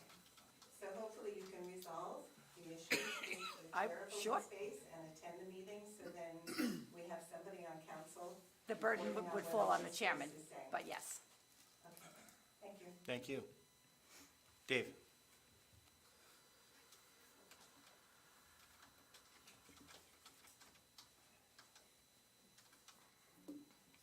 Dave Cavanero, 118 Parkway. Just clarification, since my brain isn't functioning very well. Are you going to eliminate the public portion when you vote on this next time? No, we'll do another public, right? We'll do another public next time. The public hearing is going to be continued to the Yes. next meeting. Okay, that's a good one. When you gave your figures, I pay attention to words just in case, you were saying around certain numbers. The figures that you gave, are they firm or could they go up or down? I mean, up or down, but not significantly. It's in the area of the numbers I gave. Okay. But it's not gonna be a significant drop or addition. And not to embarrass anybody, but if the estimate from our engineer is about 40,000 max, and it turns out to be wrong a lot, who's liable? Us or the I guess- engineer? Those are part of the final negotiations Right. that are currently going on between special counsel and the property owner in terms of the contract language. But generally speaking, the due diligence is intended to protect the borough from, anything unforeseen because their engineers have done that work. Okay. And you mentioned 600,000 earmarked from the Coast Guard that you could divert to there. Is that 600,000 that's in the budget, or is that 600,000 from an unused bond? I'll turn that to you. It's in a bond ordinance, It's in a bond ordinance. correct. So you're gonna float a bond for 3 million, and you're gonna take money from another bond for 600,000, which has to be paid off and will have interest. There's been no money borrowed on that. I'm sorry? There has been no money borrowed on the 600,000. No, It's I know. appropriated, but not, But the moment somebody says shoot it over, it's like a line of credit. Once you access it, that 600,000 will then be payments due and interest. when you spend it, you will then have to fund it, yes. So basically you're spending close to 3 million plus another 600,000 plus whatever you might get from the Coast Guard stations if you decide to spend that. Plus additional funds possibly from the county that we're working on. Oh, okay, I just want to understand, that 600,000 kind of caught me because I thought you cleared the money in the budget and that didn't seem to be the, and I think Councilman Cortez made it clear, but the boats have access to a vehicle driving up. Will they still have that access? That's the first I've heard about them needing access, but the last thing I want, and we wanted, was to, do away with the commercial fishing fleet. So, we will, if this goes through, we'll work with them and figure out what their needs are. One of the pictures I had seen when I think it was Google Earth, it showed the boat with a ramp and a vehicle there. It was to the extreme east side of the property, so just to be configured of where the usable land is gonna be. Yeah, and since we're not doing an actual boat ramp there, maybe we could set that up for vehicle traffic. We'll figure all that out. Thank you. Thank you. John?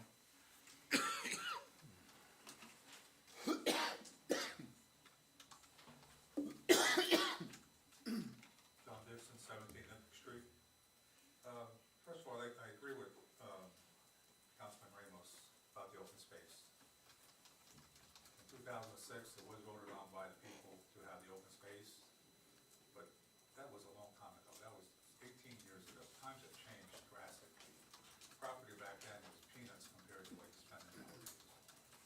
We also have a situation where we have bills that are going to be coming in. Christina mentioned a possible 36% increase of insurance. We're going to have to pay that someday.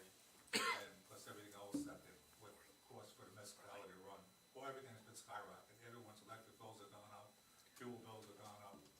So I think you guys need to keep an eye on your pocketbook a little better and stop spending on money, stuff we really don't need. Okay? The other thing is, who negotiated this price? Because this property was for sale for at least 2 years. Nobody touched it. Every developer in town has bought every speck of land in Point Pleasant within 10 minutes of going up for sale. And this one's been sitting for 2 years. And you guys are basically paying asking price. That makes absolutely no sense to me. I don't know who's negotiating it, but they're not very good negotiators.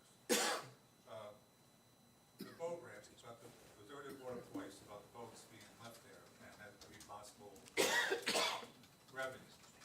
It's already been said, the 2 boats are parked there, you lose your view, and you talk about having a kayak ramp. Now, you got people that don't know how to kayak, and they paddle out in between those boats, or in between the boat and the bulkhead, and a nice gust of wind comes along, you got somebody crushed in between the boat and the bulkhead, and they're floundering out there in that strong current, and who knows how many other fishing boats are going by at the time. You got a minor disaster, I don't know how our insurance company will feel about that.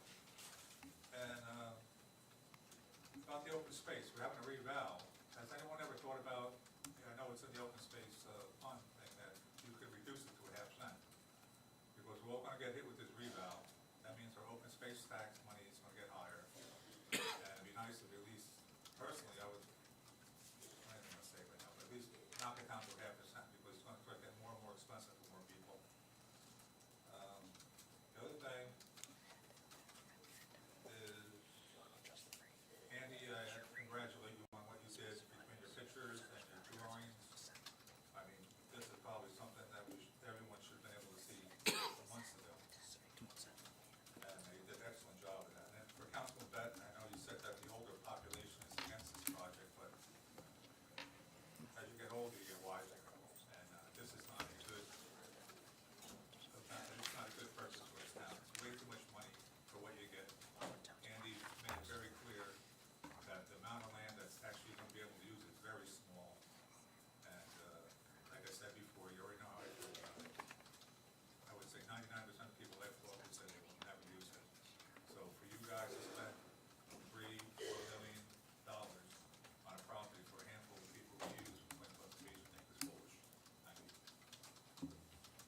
next?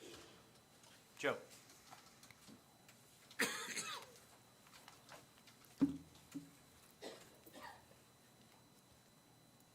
Joseph Holmes, New York Avenue, Point Pleasant Beach. Just a couple of quick questions. As residents down here, we are a little jaded on purchases that the town's made in the past. And I realize it doesn't fall on this administration, it falls on some previous administrations. We overpaid for a parking lot on Risden's where we didn't get any beach. We've got a parking lot that never seems to have any cars parking in it, and we get a little bit of revenue out of a beach hut that we rent to a restaurant. We bought a Coast Guard building that now we're told we never should have bought it, or we bought it, but we have to get rid of it because we can't do anything with it. And this kind of puts a bad taste in residents' mouths. These are purchases that were made with our money, and we get nothing back for it. And now we're faced with another purchase. I think the intention of this purchase is great. I really do, okay? But I think we need to see what is going to be done with the property. We're looking at these pictures, and we're saying to ourselves, we're paying how much for this? Rather than just having a rendering of what we could see. And I think if that was presented to the people, it would make the world a difference.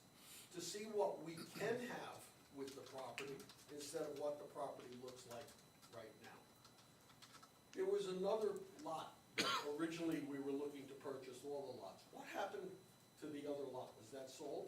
So the other lot, the big clam plant lot, the problem was they needed the waterfront access for their commercial fishing fleet. So for us, it didn't make sense to purchase land that we're not gonna have waterfront access to.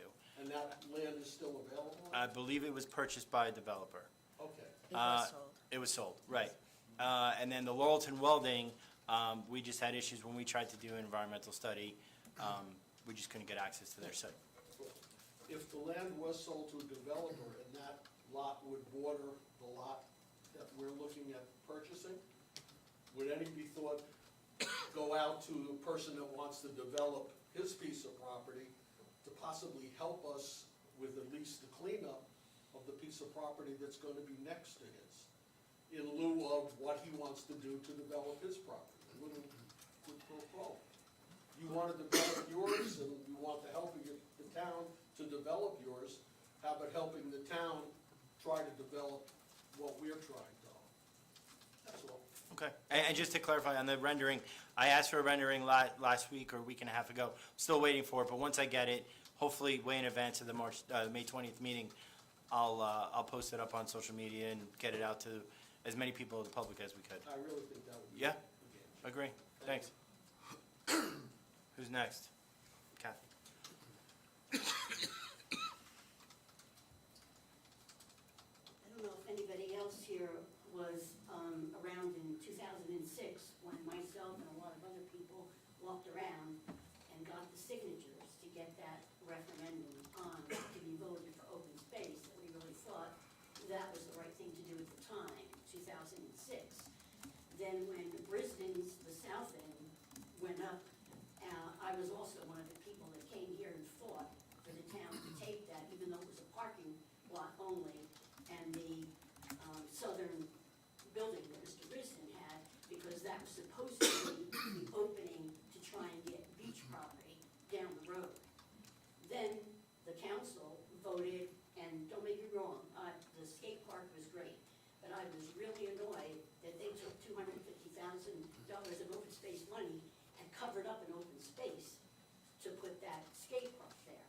And then when Brisbane's, the north end, was ready to go for sale, the town did nothing. To my knowledge, the people on open space never even got asked about it. It just went to the Jenkinson Holding Company. Any number of times when I was up here fighting for beach access, I was a member of CRAB, Citizens' Right to Access the Beaches. We were up carrying on about that, and we kept being told that Point Pleasant Beach is not in the beach business. We don't want to be in the beach business. When the Maryland Avenue family gave that to the beach, we never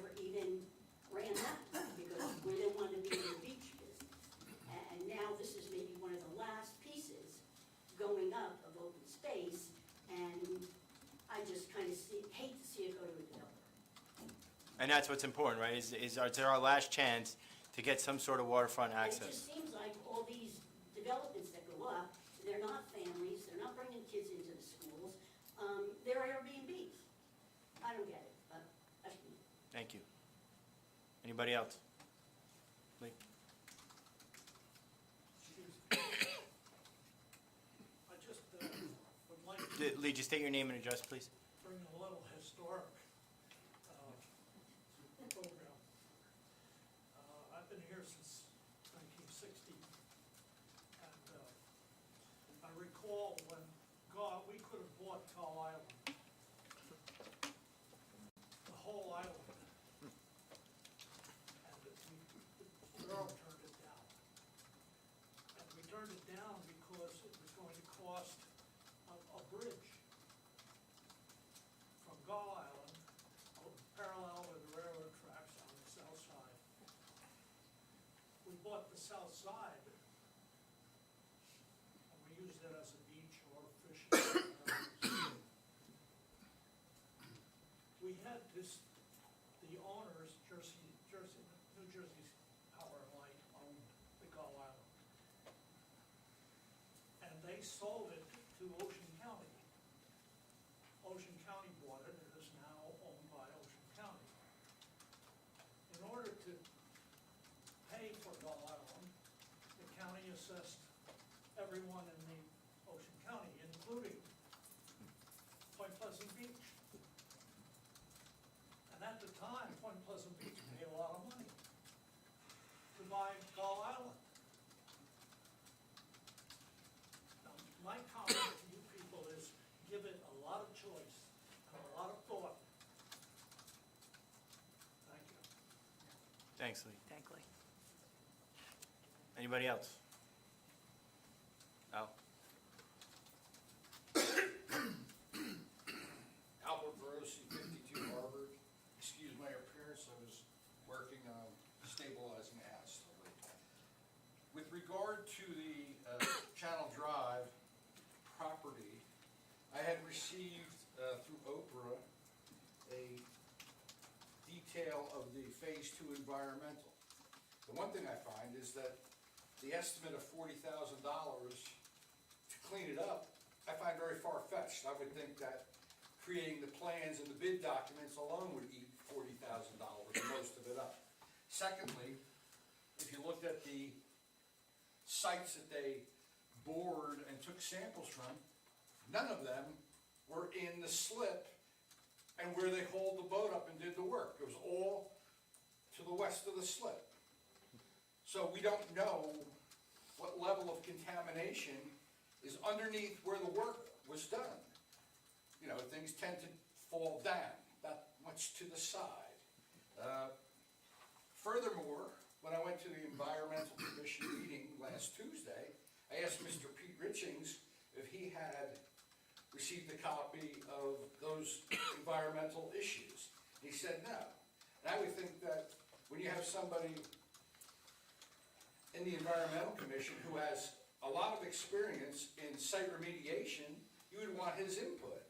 And was there any input from the Environmental Commission or the Recreation Commission to the access of, to buy this property? Was there any at all? So it seems like it's getting pushed through. We don't, you know, when they open up this can of worms, they pay per volume of soil that has to be excavated and or treated, and we don't know what we're getting into. $40,000 is a drop in the bucket to put this project to bid. So I think that that price should be negotiated further, as others have suggested, some kind of bond or something. And I also looked at Mr. Cortez's beautiful map that he learns his drafting skills next to me in Point Pleasant Beach High School. Comes out. And if you look at it, if you take the 30 feet from the east side away, now you have 70 foot left. And if you take, but the first use of the water, usually in CAFRA, has a 50-foot setback. So out of 70 feet, 50 of that is gonna be with some kind of setback. They may grant you lenience because it is a park. They may permit you to bulkhead across the end of it, which would make the land more useful. But even coming in from the 220 foot where the bulkhead is, that is gonna have to be set back. As far as the ordinance, the ordinance to have the referendum question, it's not tied to tabling this two ordinances that we need. I think we need that done, just as Mr. Hennessy has proposed. I think our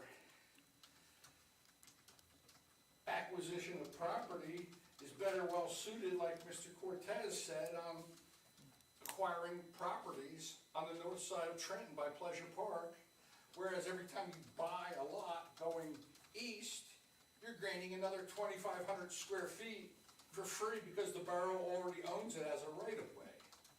And that would be a continuation of the idea I put forth before the open space meeting, and I was called insane by Mrs. Lightburn, who should be relieved of her command for insulting citizens of the town. Karen just said something that she got in a heated discussion with somebody at one of those meetings.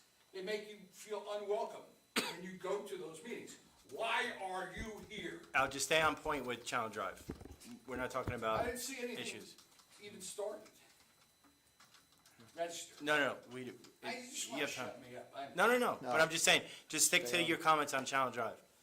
I would like to see the three people who voted to do the referendum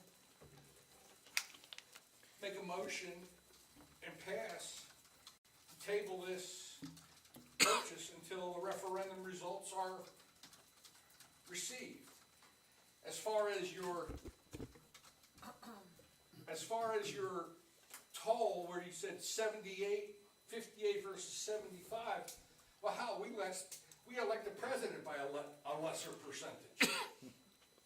You know, when I did my poll on Mr. Benton's site, we got, as Sean said, 48 to 0. Okay, it's only like 50 people, but you know, when we do a national poll that the entire political process looks at, it's 1,000 or 1,500 people. Well, 1,000 people, that's like 1 per 300,000 people in the country that they look at these polls. At 1,500, it's 1 per 200,000. So it is a relatively good barometer, and then the fact that not one person said on that site that we should not have a referendum begs the question of we should have an ordinance or something to table the two ordinances put forth until the referendum is required. I've been in contact with the DEP. I wrote a letter today asking what the restrictions would be with regard to the setback, whether we could bulkhead over the ramp slip, because that would make a much more useful property. In theory, I like the idea. Financially, I don't like it at all. I think we should get Ocean County Parks to make it part of the Gull Island thing, that they have a ramp further down the street. When I speak to the people, I row a lot, as you know, I speak to every kayaker I can. They're not from Point Pleasant Beach. They're from the county. In fact, some coming up from like New York State to go fishing, but not one has said they were from Point Pleasant Beach. That launches by Spikes. Have a good day. Anybody else? Kitty?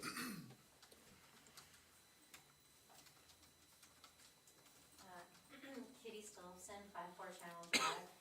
These are all excellent points about Channel Drive. Really a lot of like food for thought, especially what Mr. Barrosi was just saying, some really good ideas.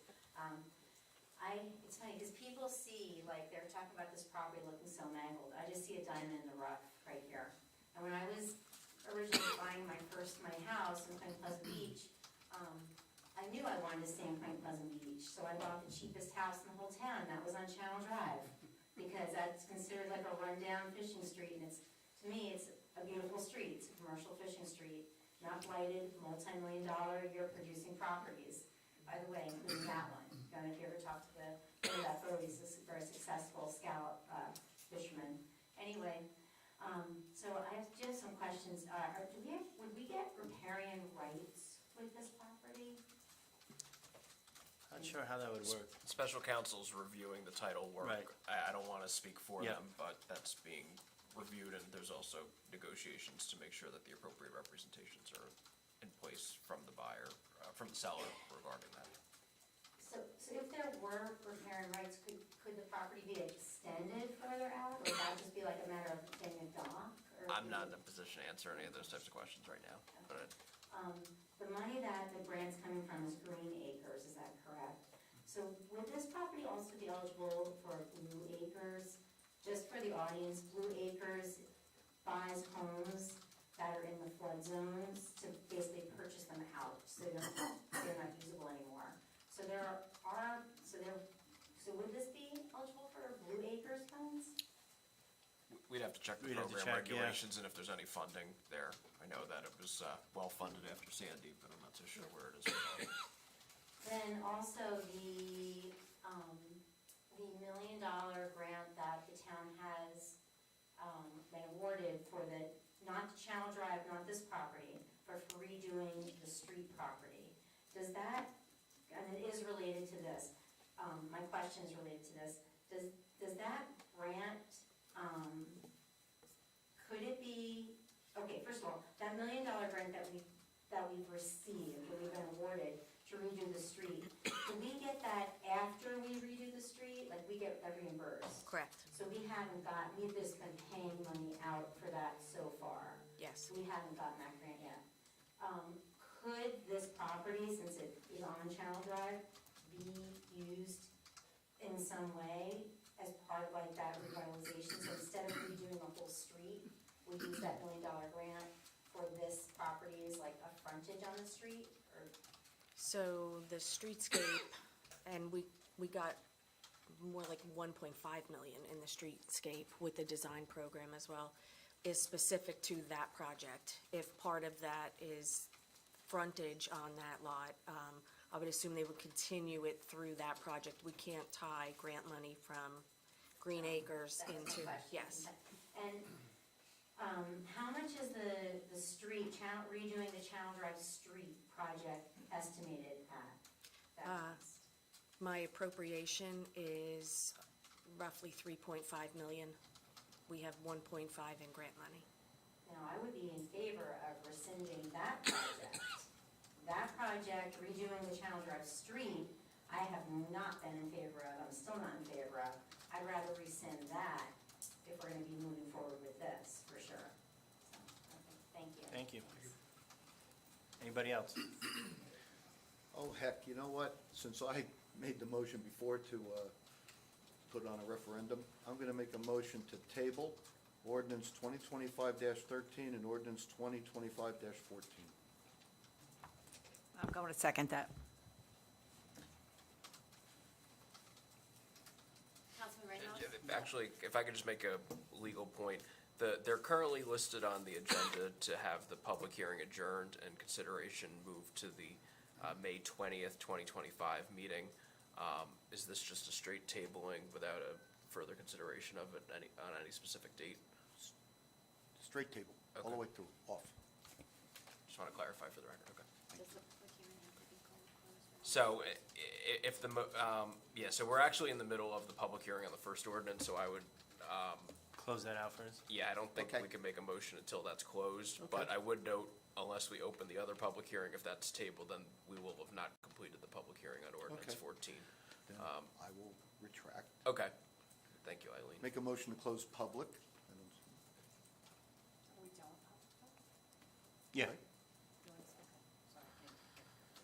Okay, so, I guess, Mayor, can you just see if there's any other public Any comments? other to make public sure comments there on may this? not be. Okay, so it's a moot point. Okay. We're back to where we were. We were. I can do both. Okay. I make that motion to completely table 2025-13 and 2025-14 to wait for the results of a referendum vote in November. And I'm going to second that.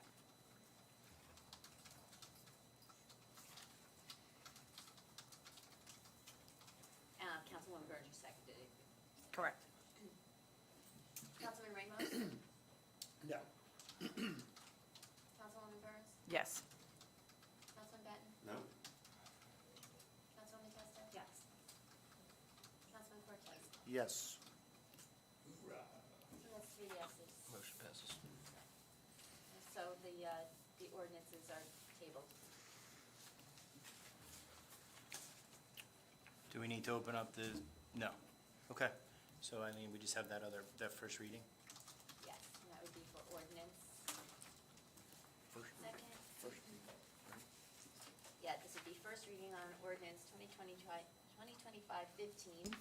And that ordinance has been amended from what was posted online.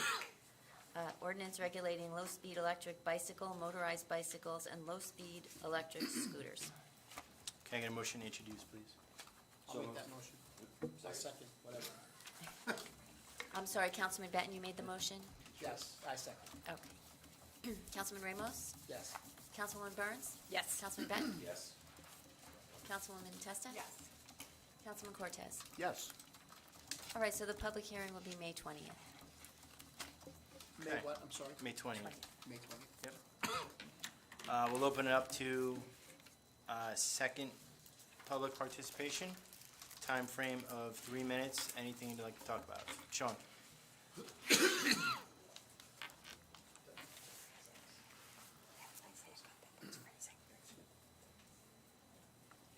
Sean Hennessy, 618 New Jersey Ave.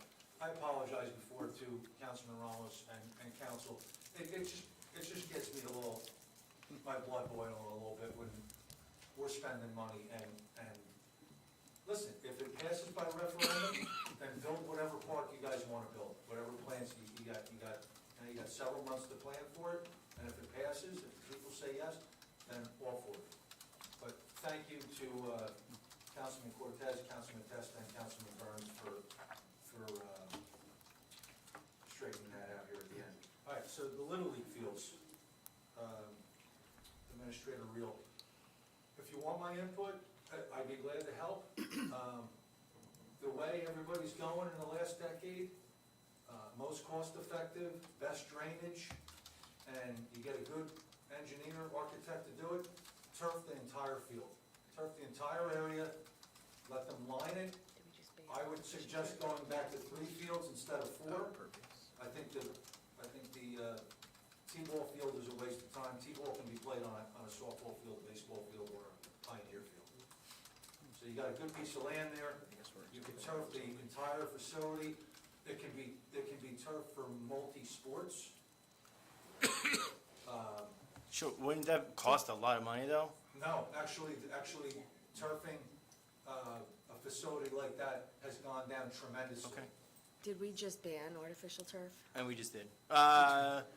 It's We defined, didn't ban it's it. defined There's- as pervious. Yes, Coverage. pervious coverage. Mayor, when the turf started coming out, it was Okay, astronomical. okay. Now, the systems that they can put in place, the drainage systems underneath, you don't have to worry about, all the water goes into the turf. You'll never have rainouts anymore. As I said, you can make it a multi-purpose field, not just baseball, when it's not baseball season. I mean, I don't know if you can fit a soccer field or whatever, but it's something to think about, and I would love to help you out, because I've been around baseball fields for a long time, and that's the way everybody's going, and it's the most cost-effective. And then the last thing is, I want to thank the chief. You know, I posted on the residence page about the people speeding down New Jersey Avenue, and I understand it's not just New Jersey Avenue. There's a lot of cut-throughs from Point Pleasant Beach. People are trying to beat Route 35, mainly north. They're trying to beat the lights near McDonald's and Washington Avenue, Washington Avenue corner. So I want to thank the chief. The presence of his men they're radaring, sometimes they sit in front of the house, and I see it on multiple streets with their lights on. I went out there one day and I said, you got your lights on, they're gonna see. He goes, I know, we wanna be seen, we want people to slow down. So, and that's, Chief, I really appreciate you and you guys doing that. And it's not just New Jersey Avenue that they're doing it, and it seems to be working. It's slowing people down, not everybody, but, keep up the good work. Thank you. Thank you. Anybody else? No one else? All right. Can I get a motion to adjourn? Make a motion to close second. Oh, close second, public. Make that motion. I second. All in favor? Aye. Make a motion to adjourn.